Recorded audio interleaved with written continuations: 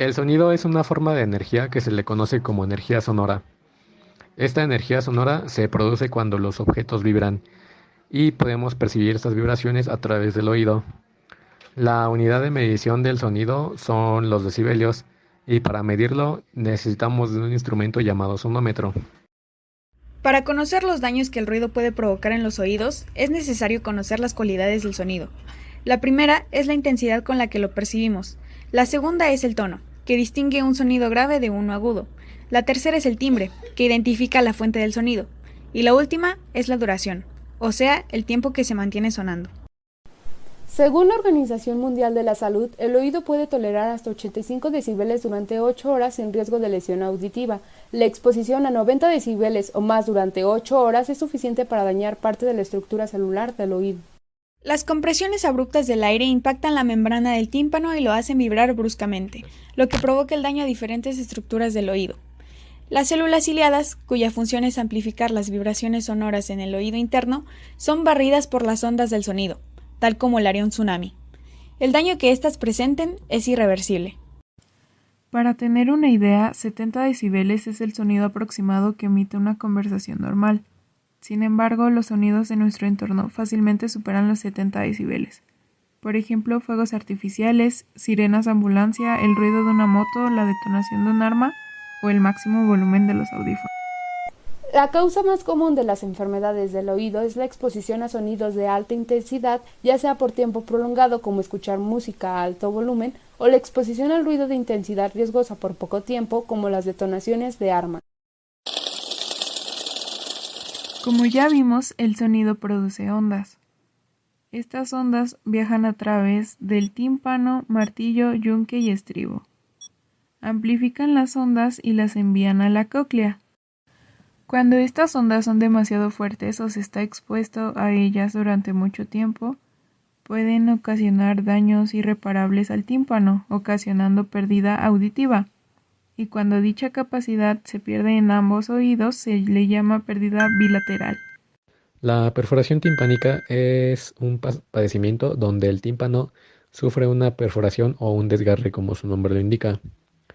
Esta lesión provoca secreciones e infecciones del oído interno, dolor agudo y vértigo. Normalmente no necesita de intervención médica, pues suele curarse por sí mismo. La primera causa de la perforación timpánica es por infecciones, pues los líquidos presionan el tímpano y provocan que estalle desde dentro. La segunda causa es por daño mecánico directo, como el uso de cotonetes o golpes, también por traumatismo craneal. La tercera es por las vibraciones y ondas expansivas del ruido. Y la última es por barotraumatismo. Enfermedad de Meniere. Es una anomalía en el oído interno que causa mareos fuertes llamado vértigo, timbre o silbido en el oído llamado tinnitus, pérdida de audición y una sensación de presión o dolor en el oído. Por lo general afecta a un oído. No se sabe por qué se da esta enfermedad. Algunos investigadores creen que es genético, por mala alimentación, la edad, infecciones, entre otras. Los síntomas de esta enfermedad se deben a la acumulación de líquido en una porción del oído interno llamada laberinto. El laberinto contiene los órganos del equilibrio, conductos semicirculares, hilos otolíticos, y de la audición, la cóclea. Cuando el cuerpo se mueve con el líquido endolinfático acumulado en los órganos del equilibrio, interfiere con las señales que emiten los receptores nerviosos que van al cerebro. En caso de la cóclea, el líquido se comprime en respuesta a las vibraciones del sonido, lo que estimula las células sensoriales que envían señales al cerebro modificadas por el líquido acumulado. La timpanosclerosis es una infección que afecta al oído medio, limita la movilidad del tímpano y surgen problemas de audición por la formación de depósitos de sal de calcio en el oído. Puede afectar a los huesecillos del oído. La rigidez del oído provocada por la formación de fibrosis en el tímpano hace que no responda a las vibraciones del sonido. Como consecuencia de esto, las ondas acústicas que entran al tímpano por medio del pabellón auricular no tienen efecto alguno, provocando así la pérdida de audición.